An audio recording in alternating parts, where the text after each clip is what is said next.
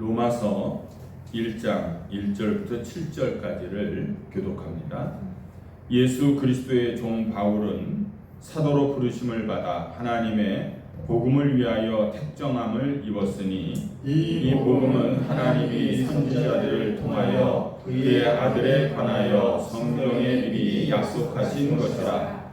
그의 아들에 관하여 말하면 육신으로는 다윗의 혈통에서 나셨고 성결의 영으로는 죽은 자들 가운데서 부활하사 능력으로 하나님의 아들로 선포되셨으니 곧 우리 주 예수 그리스도시니라. 그로 말미암아 우리가 은혜와 사도의 직분을 받아 그의 이름을 위하여 모든 이방인 중에서 믿어 순종하게 하나니 너희도 그들 중에서 예수 그리스도의 것으로 부르심을 받은 자니라. 로마에서 하나님의 사랑하심을 받고 성도로 부르심을 받은 모든 자에게 하나님 우리 아버지와 주 예수 그리스도로 말하고 은혜와 평강이 있기를 원하노라. 아멘. 오늘부터 로마서를 우리가 함께 말씀을 나누면서 하나님께서 이 로마서를 통해서 우리에게 주시는 말씀이 무엇인가, 또 우리에게 무슨 말씀을 주시는지를 함께 살펴보려고 합니다. 이 로마서가 이제 16장까지인데 정확하게 이제 언제 끝날지 잘 모릅니다. 그런데 제가 저기 뒤에 그 종이 나눠진 거 있죠? 종이 저쪽에. 그거 하나씩 좀 이렇게 나누시면 좋겠어요. 나눠주라고. 그건 뭐냐면요, 로마서를 요약을 한 거예요. 장별로. 그래서 1장부터 16장까지 간략하게 한 두 줄 정도로 요약이 된 것이고, 16장까지이기 때문에 여러분들 우리가 이 로마서를 하는 동안에 로마서를 한번 자세히 좀 한번 읽어보자라는 겁니다. 그래서 한 장씩 나눠주면 돼요. 두 장이 아니라 한 장씩. 여기에 보면은 그런 게 있죠. 월요일부터 토요일까지, 월요일 날에는 1장에서부터 3장이고 화요일 날에는 4장부터 6장. 그러면은 마지막 날에만 4장을 읽으면은 로마서를 일주일에 한 번을 우리가 읽게 됩니다. 제가 읽어보니까 사실 16장까지 읽어도 길지 않은 거기 때문에 충분히 하루에도 읽을 수 있는 건데, 우리가 장기적으로 볼 때에 매주 매일마다 로마서를 일주일에 한 번씩은 읽자는 거예요. 그래서 이 로마서를 제가 한동안 이제 강의를 할 텐데 매주마다 로마서를 한 번씩 우리가 읽게 되는 겁니다. 그러면 이 로마서를 제가 만약에 쭉 보면은 한 30주를 하든 한 40주를 하든 이렇게 하게 되지 않겠습니까? 그러면은 여러분들이 로마서를 몇 번 읽게 되는 거예요. 30주면은 30번을 읽게 되는 거고, 40주 하게 되면은 40번을 읽게 되는 거예요. 그러면 로마서를 우리가 30번, 40번을 읽었다 하면은 저는 그렇게 생각해요. 로마서를 통해서 하나님께서 여러분들에게 주시는 그런 은혜가 임할 줄로 믿습니다. 성경을 한 책을 우리가 3, 40번 읽어보면은 예전에 내가 깨닫지 못했던, 제가 설교하면서 여러분들에게 전하는 이 말씀보다도 더 심오한 진리의 말씀들을 우리 성도들이 깨닫게 될 줄로 믿습니다. 그래서 우리가 로마서를 읽는 동안에, 함께 공부하는 동안에 저는 매주일마다 나름대로 여러분들에게 말씀을, 로마서를 증거하고, 여러분들은 매주마다 이 로마서를 일독씩을 하면서 그때그때마다 또 새롭게 주시는 하나님의 은혜를 경험하는 그런 시간이 되었으면 합니다. 그래서 우리가 이 로마서를 읽으면서 우리 성도들이 많은 은혜를 경험하는 그런 시간이 되기를 소망하면서 이 로마서를 우리가 시작하려고 합니다. 이 오늘 말씀의 핵심은 1절입니다. 예수 그리스도의 종 바울은 사도로 부르심을 받아 하나님의 복음을 위하여 택정함을 입었다라는 것이에요. 제가 로마서를 함께 나누려는 이유가 있어요. 그건 뭐냐면은 예전에 어느 목사님께서 호주 시드니를 다녀오시고 나서 이런 얘기를 하시는 거예요. 지나가는데 어느 교회에 현수막이 붙어 있다는 겁니다. 대개 교회에 현수막이 붙으면은 뭐가 붙습니까? 무슨 세미나를 한다든지 아니면 부흥회를 한다든지 이런 현수막이 붙는데 거기 교회에 붙은 현수막은 어떤 현수막이냐면 피자 판매하는 피자집 현수막이 붙어 있는 거예요.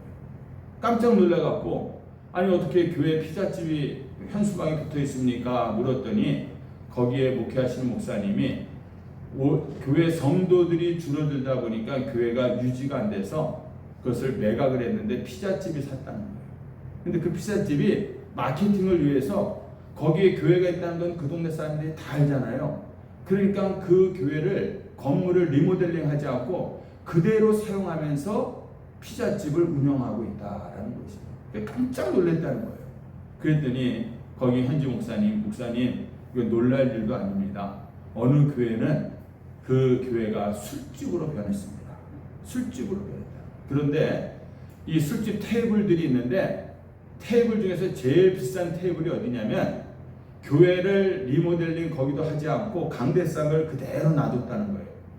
그 교회 강대상이 높은 강대상인데 거기가 최고의 VIP 술 좌석이다라는 겁니다. 그 강대상에서 말씀을 전하던 곳이 세상 사람들이 들어와갖고 술을 먹는 최고의 자리가 되었다라는 것이에요. 여러분들 기독교가 그렇게 번성했던 나라에서 왜 이런 일들이 일어날까를 생각해 보면은 다른 것이 아닙니다. 교회가 복음의 능력을 상실했기 때문에 교회가 교회답지 못하고 교회가 교회의 목소리를 제대로 내지 못하니까 그렇게 되더라라는 것입니다. 우리 한국교회도 이제 10년, 20년 또 30년이 지나면은 어떤 모습으로 변화될지 알 수가 없다는 거예요. 그래서 바라기는 우리 세대보다 더 부흥하는 그런 세대가 오기를 기도해야 될 줄로 믿습니다. 우리가 물려줄 것은 다른 게 없는 거예요. 복음의 능력밖에 없는 줄로 믿습니다. 그러기 위해서는 교회가 하나님의 나라를 위해서 일하는 그런 교회가 되어야 될 줄로 믿습니다. 그리고 또 로마서를 함께 나누는 또 다른 이유가 있어요. 뭐냐면은 다른 복음서도 물론 마찬가지지만은요, 특히 로마서는요, 복음으로 가득 차 있는 책이 로마서다라는 것이. 그래서 로마서 때문에 로마서의 말씀을 읽다가 변화된 사람이 많다는 거예요. 다른 복음서도 물론 변화가 되죠. 그래서 칼빈은 우리가 로마서를 가졌다는 것은 성경에서 가장 기초적이고 뿌리 깊은 심오한 진리를 가지고 있다는 것이다. 이렇게 얘기를 했고요. 요한 웨슬레 선생님은 옥스퍼드 대학을 다니면서 경건 생활을 열심히 했던 신학도였습니다. 그래서 그 당시 때에 미국의 원주민 선교까지 배를 타고 갔다 오는 사람이 있어요. 근데 배를 타고 원주민 선교를 갔다 오다가 낙심한 거예요. 열심히는 해봤지만은 이게 안 되는 겁니다.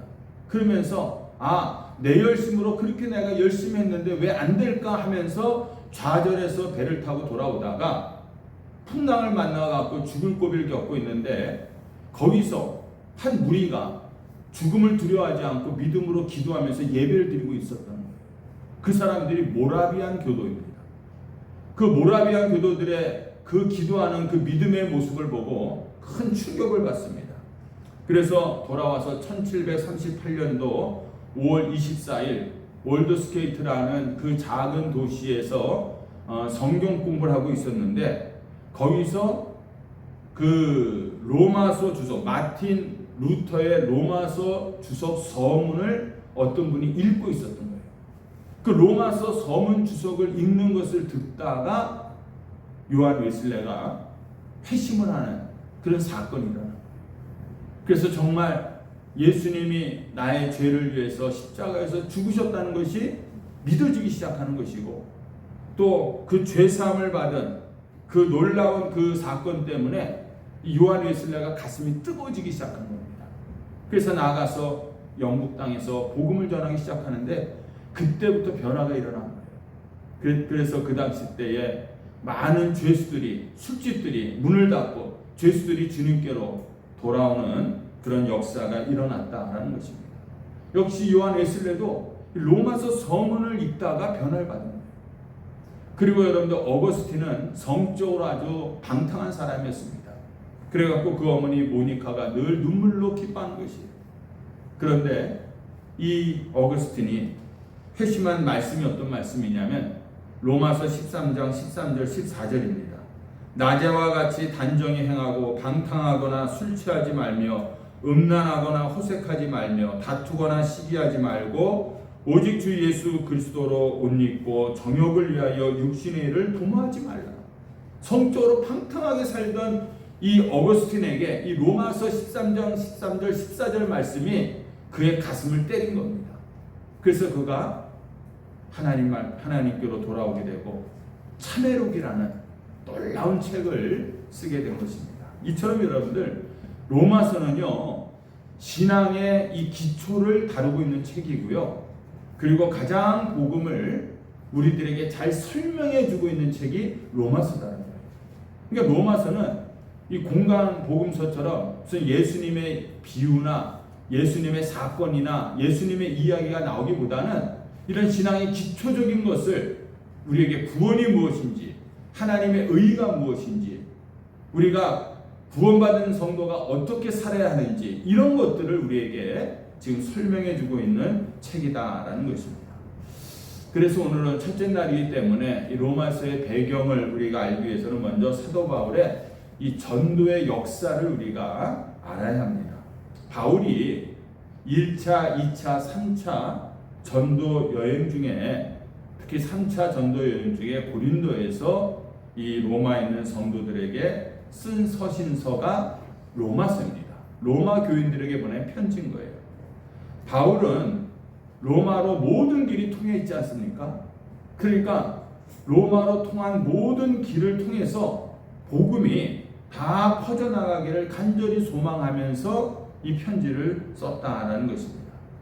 그런데 이 로마서를 쓸 때 우리가 한번 생각해 볼 것은 뭐냐면요, 이 사도 바울이 집에서 편안하게 책상에서 이 로마서를 쓴 것이 아니다라는 것입니다.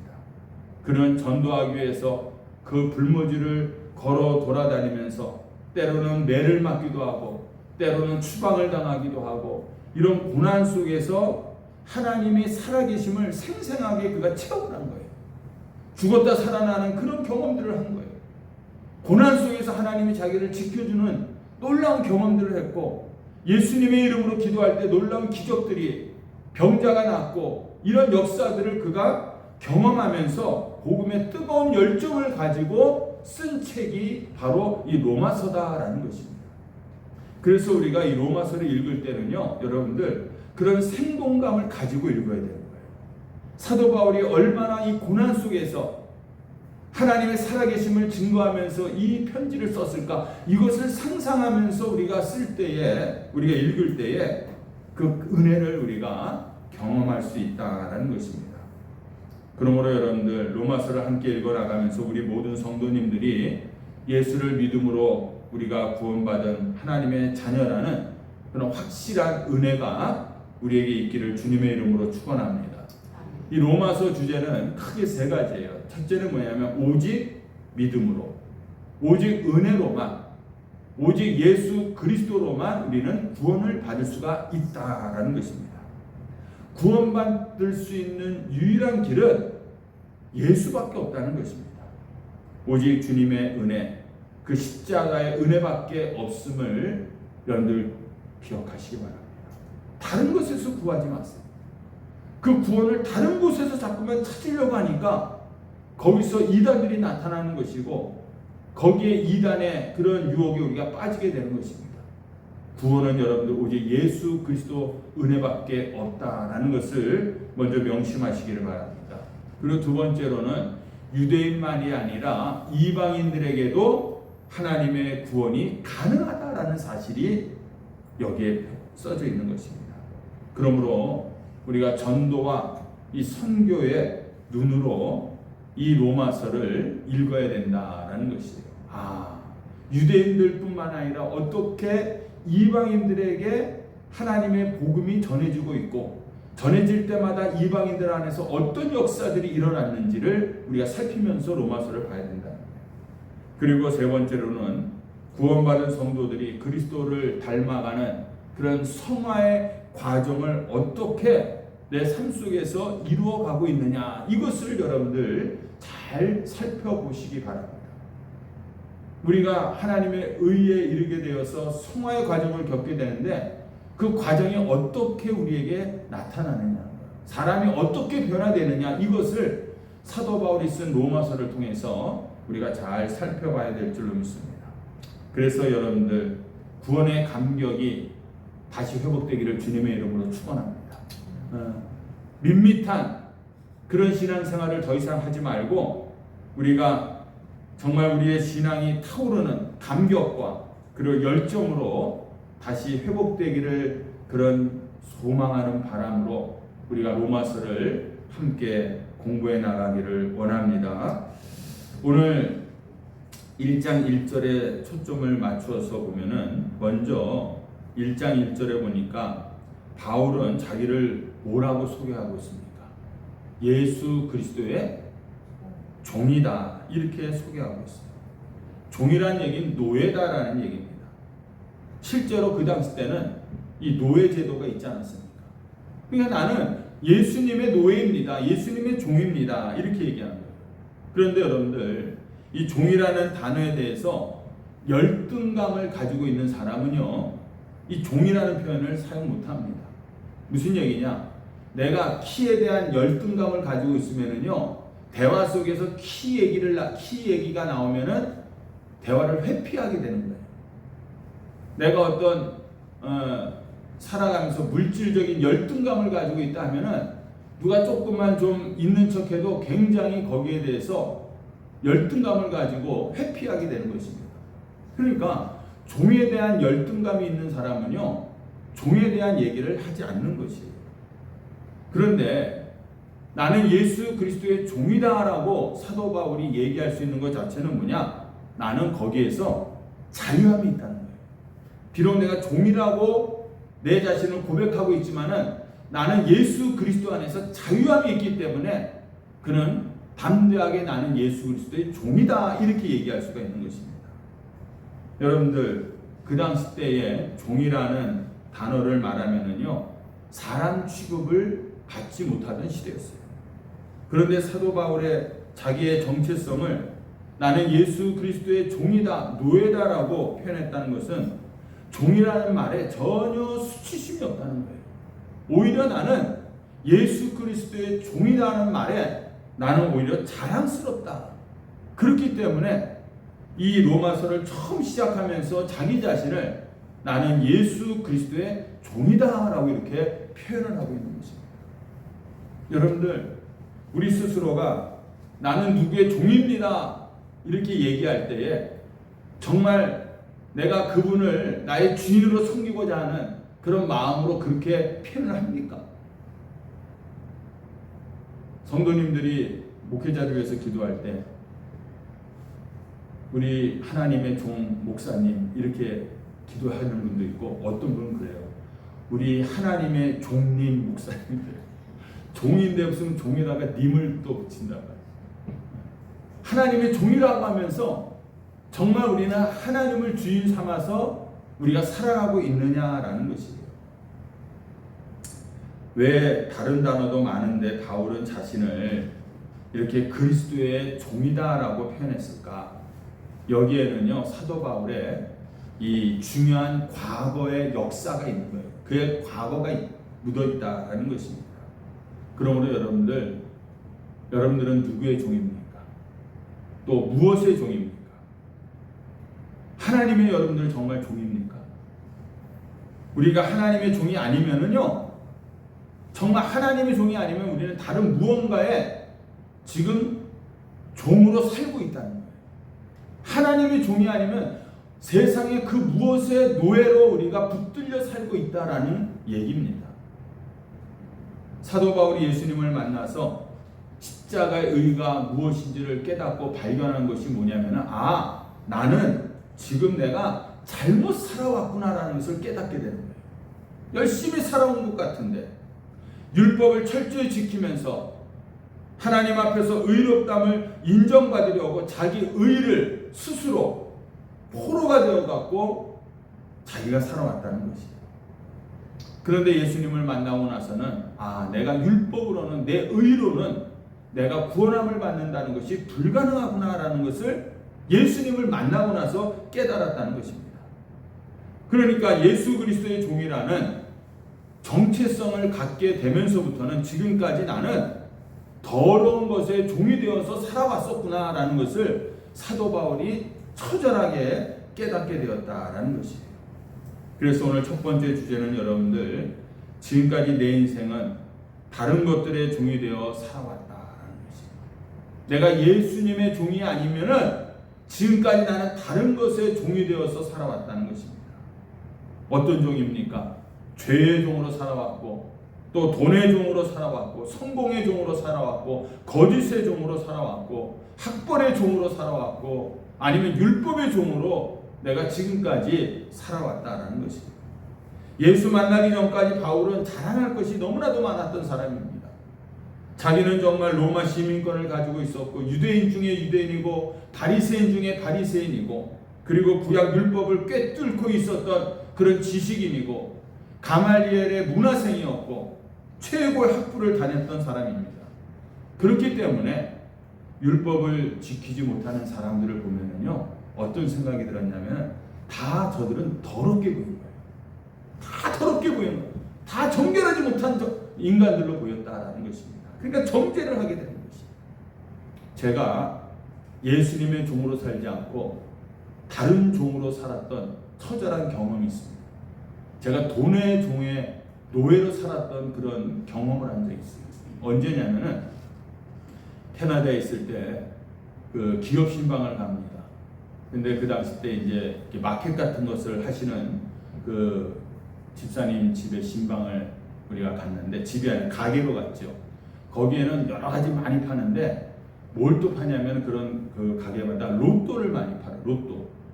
그러니까 우리 목회자가 몇 명이 같이 갔었는데, 예배 다 마치고 나서 로또를 하나씩 자동으로 뽑아주는 게 있거든요. 자동으로 뽑아갖고 우리한테 하나씩 주는 거예요. 목사님, 이 로또 한 장씩 받으세요. 그냥 한번 재미삼아 한 번씩 받아보시라는 거예요. 그러고 주셨어요. 그게 다 줬으니까 거기서 뭘 찢어버릴 수가 있어요. 버릴 수가 있어요. 감사합니다. 그거 지갑에다 다 넣어놨습니다. 그리고 이제 돌아와갖고 그날부터 로또가 당첨이 발표나는 날이 금요일인데, 그날까지 우리 목사들이 모여서 뭐 했는지 아세요? 만나면은 예배 사무실에 만나갖고 로또 이걸 꺼내 보면서, 왜 이렇게 내 거는 맞을 것 같아요? 꼭 맞을 것 같은 거예요.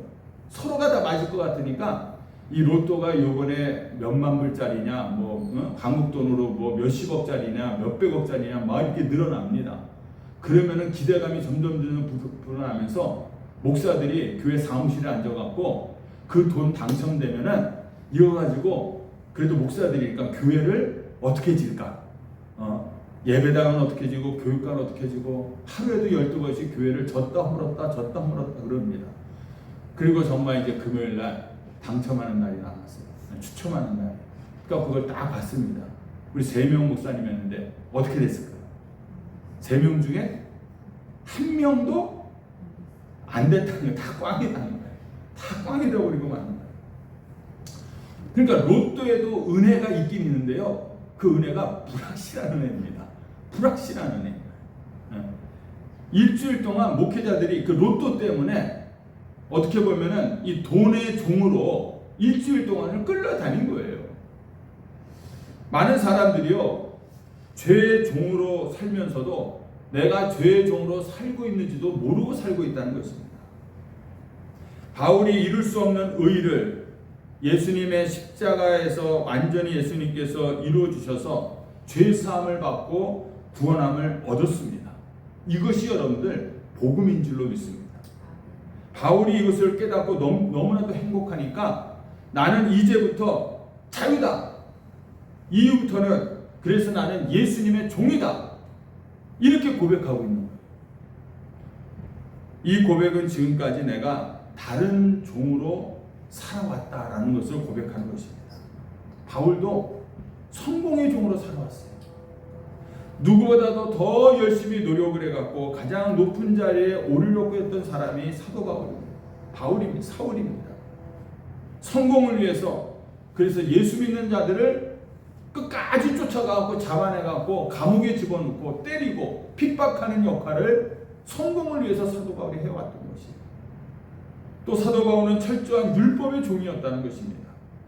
구약의 규례를 누구보다도 더 잘 알고 있었기 때문에 철저하게 지키면서 가장 의롭다고 여겼던 사람이 바로 사도 바울이었다는 거예요. 그러니까 예수가 무슨 메시아냐 하면서 예수님을 핍박을 한 거예요. 예수 믿는 자를 핍박하러 다니다가 예수를 만나서 그가 인생이 바뀌게 되었다는 것입니다. 그래서 여러분들 예수 외에는 죄와 사망의 권세에서 건져낼 자가 없다라고 사도 바울이 고백하고 있는 것입니다. 오늘 여러분들을 이 죄악 가운데서 이 험난한 세상 가운데서 구할 자는 오직 예수 그리스도 뿐인 줄로 믿습니다. 오늘 1장 2절로 4절을 보시면은 2절 말씀에 예수 그리스도를 통해서 전해진 이 복음은 갑자기 우연하게 온 것이 아니라 하나님이 선지자들로 말미암아 구약에서 이미 그 아들에 관해서 약속하셨다라는 것이에요. 그러면서 3절과 4절에서 예수가 부활하심으로 세상이 그가 하나님이라는 것을 이제는 더 이상 부정할 수 없게 된 겁니다. 내가 예수를 안 믿으려면은요, 부활도 믿지 않고 예수가 하나님이라는 것도 믿지 않게 되는 거예요. 근데 반대로 내가 예수를 내가 믿는다는 것은 그가 부활하셨다는 것을 믿고 그 예수가 바로 하나님이라는 것을 우리가 믿는 것입니다. 그래서 여러분들 이 그리스도의 종이라고 말하면서 율법만을 알다가 이제는 은혜와 복음으로 사도 바울이 돌아오게 된 것이에요. 종교 생활만 하다가 정말 진짜 신앙생활하는 사람으로 사도 바울이 돌아온 줄로 믿습니다. 여러분들 우리들 안에서도요, 일주일에 한 번씩 교회만 왔다 갔다 하는 그런 종교 생활 하시는 분이 없기를 주님의 이름으로 축원합니다. 정말 그 구원의 은혜와 감격을 경험하면서 하나님 앞에 나오는 그런 성도들이 다 되시기를 주님의 이름으로 축원합니다. 그리고 두 번째로 바울이 예수 그리스도의 종이라는 표현을 쓰는 이유가 뭐냐면요, 돈이 없거나 아니면 다른 어떤 이유 때문에 종이 된 사람들은요, 이스라엘의 이 규례에 의하면요 7년이 지나면 무조건 그 종은 자유롭게 풀어줘야 됩니다. 그러니까 해방이 되는 거예요. 이유가 없어요. 이게 이스라엘의 율법인 것이에요. 그래서 자유롭게 나가서 살라고 이 집안의 종들을 다 풀어줍니다. 근데 종이 원하면은요 어떻게 할 수 있었냐면은 나는 당신의 영원한 종이 되겠습니다 라고 그렇게 얘기할 수가 있었다. 그래 정말이야? 너 계속 우리 집에서 종으로 살겠어? 네, 나는 당신의 영원한 종으로 살겠습니다 라고 그렇게 고백하는 종이 있으면은 어떻게 했느냐? 출애굽기 21장에 보면은 이 종이 주인 집에서 살겠다고 자기 스스로가 자유를 포기하는 거예요. 왜냐하면은 그 주인이 나를 종처럼 대하지 않는 겁니다. 마치 자녀처럼, 자식처럼 나를 대해주기 때문에 내가 당신 밑에서 평생을 종으로 살고 싶습니다. 이렇게 고백할 수 있는 거예요. 아니 자기를 학대하고 일만 부리고 먹을 것도 안 주고 그러면 누가 평생을 그 집에서 살겠다고 하겠습니까? 내가 종으로 섬기다 보니까 저 주인은 나의 부모님 같은 거예요. 아버지 같은 거예요. 그래서 나는 당신의 영원한 종이 되겠습니다. 이렇게 고백을 하는 겁니다.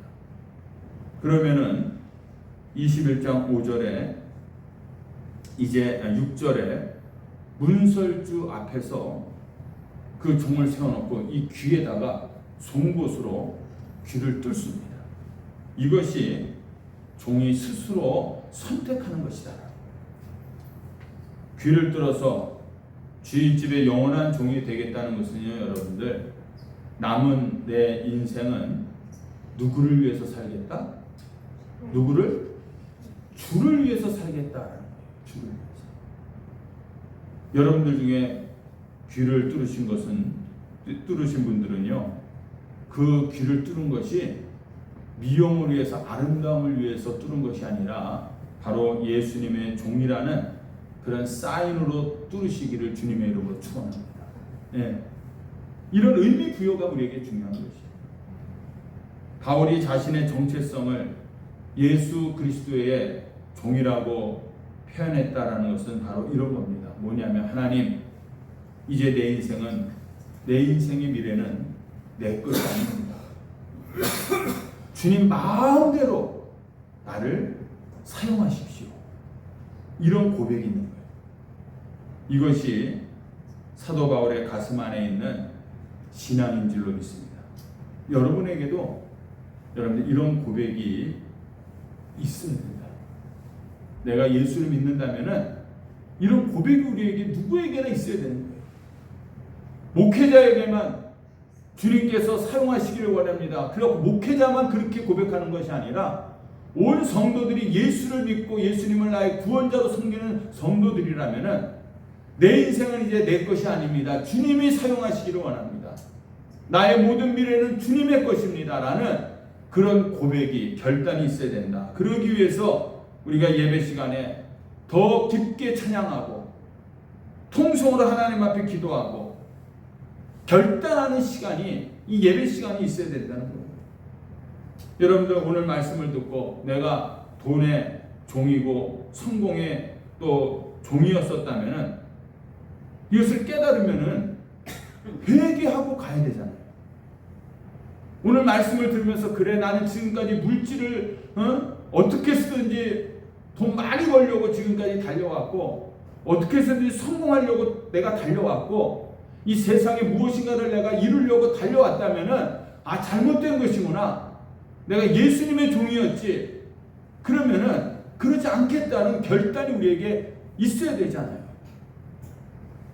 오늘 말씀을 귀로만 듣고 참 좋은 말씀이네 하고 그냥 가면은 여러분들 어떻게 하냐는 거예요. 응? 또 세상에 나가서는 돈의 종으로, 도박의 종으로, 거짓의 종으로 내가 살고 있는데 말입니다. 어떻게 하겠다. 이 예배 시간에 이런 결단 없이, 하나님 앞에서 이런 고백 없이 그냥 돌아가면 어떻게 하겠느냐라는 것입니다. 여러분들, 이게 뒤집히는 게 바로 예배인 줄로 믿습니다. 오늘 이 예배에서 우리 성도님들 안에 이런 놀라운 변화의 역사가 일어나기를 원합니다. 왜 성령이 역사할 수 있는 시간을 우리가 주지 않느냐라는 거예요. 나를 드려야지 하나님의 역사가 이루어지지 않겠습니까? 나는 가만히 있으면서 하나님 역사하여 주시옵소서, 하나님 도와주시옵소서, 내가 움직이지가 않는데, 내가 요동치 않고 있으면서 어떻게 하나님이 역사하겠나? 내가 하나님 앞에 드릴 때에 하나님의 역사가 일어날 줄로 믿습니다. 하나님을 만나고자 하는 그런 간절함이 우리 성도들에게 있기를 주님의 이름으로 축원합니다. 그래서 로마서를 시작하면서 우리가 모두 새롭게 변화를 받자라는 거예요. 새로운 변화를 받자. 여러분들 이런 말씀에 상처받지 마시고 진짜 신앙을 소유하시길 바랍니다. 사모하는 곳에 은혜가 넘치는 줄로 믿습니다. 과거에는, 지금까지는 내 멋대로 살아왔어요. 바울처럼. 그러나 내 남은 인생은 이제 주님의 것입니다라고 고백하고 결단하기를 원합니다. 지금까지는 내 뜻대로 살아왔다는 거예요. 그러나 오늘 이 말씀을 들은 이후부터는 내가 이 세상을 똑같이 살아가고는 있지만은 이제는 내가 사는 것이 아니라 내 안에 예수 그리스도가 사시는 것입니다. 주님이 역사하시옵소서. 이렇게 고백할 수 있기를 바랍니다. 여러분들 기도할 때 하나님, 내가 이렇게 살면은 안 되는 것을 내가 깨닫습니다. 하나님, 내 속사람이 바뀌는 은혜를 주시옵소서. 이렇게 기도하시길 바랍니다. 이렇게 고백하는 게 정상 아닙니까? 아니면 은혜 받고도 내 마음대로 내 뜻대로 살겠다는 게 여러분들 과연 정상입니까? 우리가 지금 정상적으로 살고 있습니까? 아니면 비정상적으로 살고 있습니까? 교회 나와서는 내가 주님 뜻대로 살겠습니다 하면서 또 세상에 나가서는 내 뜻대로 살고 있다면 이게 정상이냐라는 것이에요. 여러분들 진짜 복음을 우리가 접하면 정말 내가 구원의 감격을 내가 경험하면은요, 주를 위해서 살고 싶은 마음이 생기는 것이 정상이다라는 거예요. 누가 얘기하지 않아도 어떻게 하면 내가 주를 위해서 살 수 있을까? 어떻게 하면 내가 주님을 높여드릴 수 있을까? 어떻게 하면 정말 하나님의 교회를 아름답게 세울 수 있을까? 이렇게 우리가 늘 고민하고 그것을 위해서 살아가는 것이 정상이다라는 것입니다. 여러분들 예수님의 종이라는 고백은 내 인생의 주인이 내가 아니라 예수님이라는 거예요. 내 자유를 드리는 것이고 내 미래를 내 마음대로 사용하지 않겠다는 것입니다. 이런 고백이 우리에게 있기를 주님의 이름으로 축원합니다. 그러면서 5절로 7절에 보니까 5절에 보면은 그로 말미암아 우리가 은혜와 사도의 직분을 받아 그의 이름을 위하여 모든 이방인 중에서 믿어 순종하게 하나니 사도의 직분이 이것이다라는 거예요. 네. 우리가 복음을 전함으로 말미암아서 그 이방인들이 주께로 돌아오게 해야 된다는 것이에요. 그러면서 6절에서 너희도 그들 중에서 예수 그리스도의 것으로 부르심을 입은 자다. 사도만 부르심을 받은 자가 아니라 모든 성도가 그리스도의 부르심을 입은 자다라는 것입니다.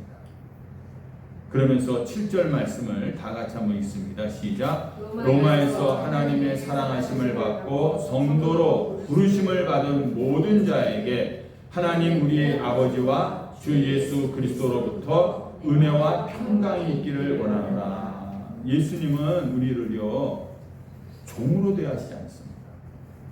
예수님은 너희를 종이라 부르지 아니하고 요한복음 15장에 보면은 종은 주인이 하는 것을 알지 못한다.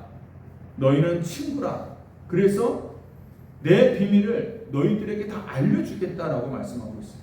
그런데도 사도 바울은 자신을 예수 그리스도의 종이라고 소개하는 이유는 뭐냐? 주님은 나를 친구로 불러주시지만은 내가 그렇게 친구로 살게 되면은 내가 남은 인생을 또 교만해져서 내 멋대로 살까봐 주님이 나를 친구로 불러주신다 할지라도 나는 종의 심정으로 살겠습니다 라는 그런 고백이 예수 그리스도의 종 나 바울이다 이렇게 고백하고 있는 거예요. 여러분들 한 주간 종의 심정으로 사시기를 주님의 이름으로 축원합니다. 이 말은 무슨 얘기냐면요, 내 마음대로 안 살겠다라는 거예요. 일주일을 내가 계획하고 내가 고민하고 내 생각대로 살지 않겠다는 겁니다. 내가 예수님의 종으로 살겠다는 얘기는 이 한 주간을 내가 기도하면서 정말 주님의 인도하심 속에서 내가 오늘도 살겠습니다. 이런 고백과 결단이 예수 그리스도의 종이다라는 겁니다. 마지막으로 여러분들 오늘 1절 말씀에 다시 보시면 택정함을 입었다라고 이렇게 얘기합니다. 이 얘기는 하나님의 복음을 위해서 따로 떼어 놓았다라는 것이에요. 따로 선택받았다. 이게 무슨 말이냐? 내 인생은요 내가 붙드는 것이 아니라 나는 십자가 사랑을 만나고 그 십자가의 사랑에 사로잡히게 되었다라는 거예요. 내가 붙든 게 아니에요. 하나님이 나를 선택해서 불러 나를 붙잡아 주신 겁니다. 그래서 여러분들 세 번째로 내 인생의 주인은 예수 그리스도입니다. 나는 예수님의 종입니다 라는 이 말은 그 당시에 이렇게 고백한다는 것이 쉬운 고백이 아니다라는 것을 아셔야 돼요. 어려운 거예요. 지금은 그냥 흔하게 아유 제가 뭐 주님의 종으로서 뭐 이렇게 흔히 얘기하잖아요. 근데 그 당시 때는 그게 쉬운 말이 아니었다는 거예요. 왜 그러냐면요, 당시에 로마에 살고 있었던 유대인들은 포로로 잡혀갔던 사람들인데, 포로로 잡혀갔지만은 이 유대인들은요 어디를 가나 회당을 만듭니다. 회당 중심으로 결속력이 굉장히 강한 민족이에요. 그래서 유대인들끼리 하도 잘 뭉치니까 이 로마에서 기원후 40년에 실제적으로 나사렛 칙령이라는 것을 발표합니다. 그래서 로마에 살고 있었던 유대인들을 다 추방을 해요. 다 내쫓습니다. 그때에 쫓겨난 사람이 누구냐? 브리스길라와 아굴라예요. 그래서 그가 쫓겨나와서 고린도에서 사도 바울을 만나게 됩니다. 이 정도로 유대인들은 결속력이 강한 그런 사람들이고 유대감이 아주 친밀한 그런 사람들이 유대인들이었습니다. 그런데 그런 유대인들 안에서 갑자기 뭐라고 자기를 표현하냐면 나는 예수님의 종입니다. 이렇게 얘기하고 있는 거예요. 유대교를 믿고 있었던 그 유대인들에게 있어서 갑자기 예수가 누군지도 모르겠는데 들어왔던 소문에 의하니까 예수가 메시아라고 떠들고 예수가 뭐 죽은 자도 살린다고 얘기는 들어봤는데 바울이 나타나갖고 나는 예수님의 종입니다. 예수님이 나의 주인이십니다. 이렇게 얘기하는 거예요. 그 유대인들이 들을 때는 저 미친놈 아니냐. 우리는 하나님이 우리의 주인이 되시는데 어떻게 예수라는 자의 종이 될 수가 있겠느냐. 왕따를 시키는 거예요. 아주 그 사람을 그냥 멸시하고 핍박을 받게 돼 있습니다. 그런 얘기를 하면은. 그런데 지금 그 어려운 고백을 사도 바울이 나는 예수님의 종입니다라고 고백하고 있다라는 것입니다. 여러분들 이 고백이 바로 무슨 뜻인지를 우리가 이해해야 되는 거예요. 쉽게 예수님의 종입니다라고 이렇게 입으로 나올 수 있는 고백이 아니었다라는 것입니다. 여러분들 내 인생의 주인은 내가 아니기 때문에 예수님만이 나의 중심에 서야 될 줄로 믿습니다. 내가 주인이 아니면은 내가 이 가운데 앉아 있으면 안 되는 거예요. 예수님이 내 중심에 앉아 계셔야 된다는 겁니다.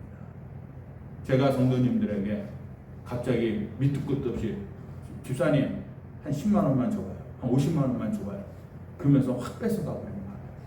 그러면 얼마나 무례하겠습니까? 그 돈이 누구 건데? 내 게 아니라 누구 거예요?